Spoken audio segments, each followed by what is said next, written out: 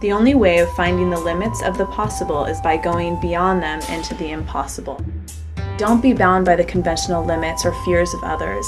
Believe in yourself and take chances, because you are capable of doing great things and living the life that you want. You just have to look beyond what you can see. Welcome to the Holistic Success Show. My name is Dr. Robert Puff. And I'm Elizabeth Lozano. Today, we're going to have a guest, and she'll be talking about living beyond organics. Not just organics, but living beyond them. We're also going to see clips from Dr. Puff on how to live holistically healthy. And then we're going to answer one of your questions about how to basically balance living life and dealing with all the hecticness in balance. And we are also going to answer a question from our viewers about how to cope with the stress of having a partner who has lost their job and is now struggling with their self-esteem. Thank you, and we hope you enjoy our show.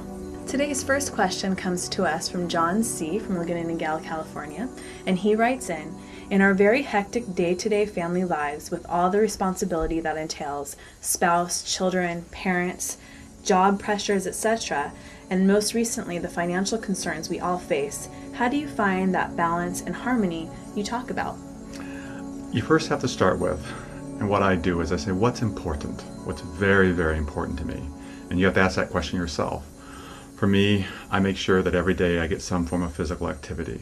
I make sure I eat well, and that takes time. I make sure I spend time with my family. As you know, I love meditation, or you'll learn this about me. I really love meditation, so I make time for that. Then I kind of say what's left. And what's left is what fits in after that. So it will actually, to be balanced, it affects your career, it affects activities you do.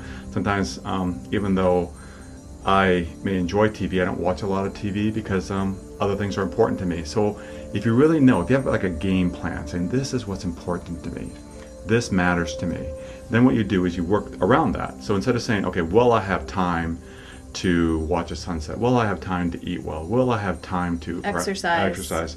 You do those things, and then you say what's left. The analogy of how you need to kind of prioritize things in your life, or how it's important if you really want to be holistically healthy. It's kind of like a pyramid where you've got yourself at the bottom, where you're taking care of yourself and what you need. You're eating healthy, you're exercising. Then you've got your relationship with your spouse, making sure that that relationship is good, and taking care of that, making time for that relationship.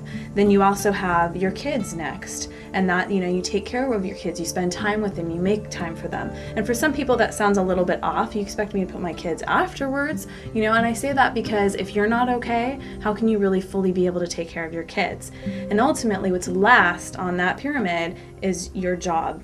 And that's important to see, because if we put it the other way around and we have our job first, that's what's going to happen, because you're not taking care of yourself. Maybe now you've become overweight, your relationship's a mess because you haven't taken time for it. Horrible back pain. Whatever other things might happen. Can't sleep.